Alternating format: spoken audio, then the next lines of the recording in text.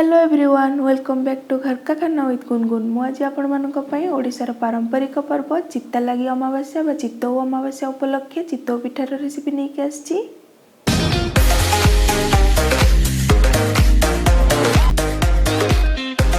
तेबे चलते देखा आज रेसिपी। मुझे गोटे कप छोट दाना वाला अरुआ चाउल नहीं। आप चाहिए बासमती चाउल बा दोसा इडली चाउल नहीं पारे। यह खाली चाउल कि नड़िया करें, किंतु आपको टिके स्पंजी करने मुझे 2 चम्मच बिरी दे दूची। तापर आम बिरी और चाउल को भल भाव धोई सारापर 6 ରୁ 7 घंटा पर्यंत कि पूरा राति सोक हाँपाई छाड़दबा।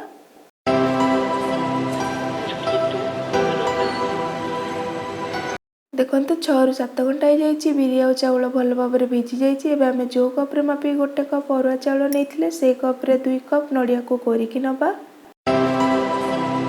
एबे आम गोटे ग्राइंडिंग जार रे नड़िया और चाउल बिरी को बाटी दबा और गोटे स्मूथ बैटर बने दबा।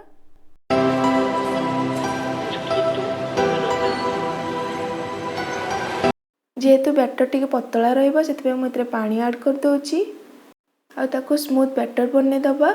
बैटर आमर जिते चिकन हम पिठा सेते नरम और स्पंजी हम। देखंतु एटा आमर हो जाइए। एबे हम ताको गोटे मिक्सिंग बाउल रे ट्रांसफर कर दबा। आपण देखि पारुथबे बैटरटा केते स्मूथ और चिकन होईची।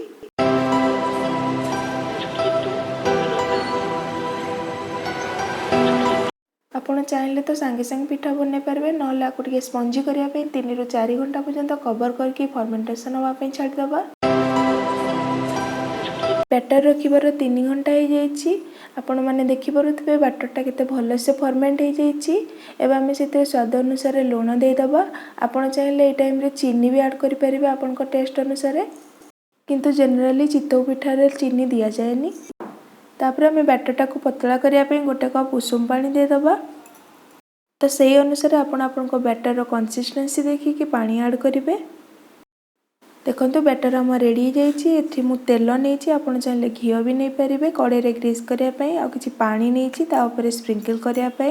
तेबे मु इटी चितौ पिठा बनाया पे गैस ऑन करके गैस ऊपर गोटे गभीरिया कड़े बसई देछि। आपण फ्लैट वाला नेबेनी आ ताको पूरा हाई फ्लेम रे हीट कर देबे।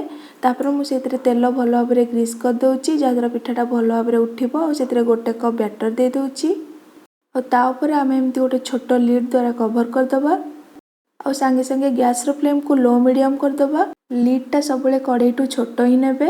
एबे मु ता चारिपटे 2 ରୁ 3 चम्मच पानी दे दोछि जहाद्वारा पिठाटा भल भाव सिझी जिवो। एबे आमे पिठाटा को लो मीडियम फ्लेम रे 3 ରୁ 4 मिनिट पर्यंत सिझिबा पई छाड़ दबा। 3 ରୁ 4 मिनिट पर कवर खोल के देखिबा। देखंतु पिठाटा भल भाव रे हो जाइछि। ताको आपण उल्टेबेनी काहेकि चितौ पिठा उल्टा जाएनी। एबे आमे ताको गोटे प्लेट को ट्रांसफर कर दबा। सेही भली भाबे आमे अलगा गुडी को बनेबा। जदि आपण मानकु मोर ए चितौ पिठार रेसिपी भल लागु थाए तेबे मो वीडियो को लाइक कर देबे। आपण मानक फैमिली और फ्रेंड्स को सहित शेयर कर देबे और मो चैनल को सब्सक्राइब कर साला परे ता पाखरे तिबा बेल आइकन को प्रेस कर देबे जहाद्वारा आपण मो चैनल रिलेटेड वीडियो फास्ट पाई परिबे।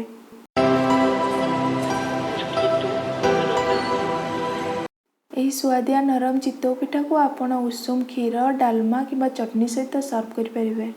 देखंतु मु आपनको पाखरे देखौछि पिठा ऊपर कणा कणा हो जाइछि।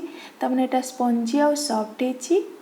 आपण याको निश्चय घरे बनातु। केमती लागिला मो कमेंट सेक्शन ले कमेंट करके निहाती जणांतु। Thank you so much for watching.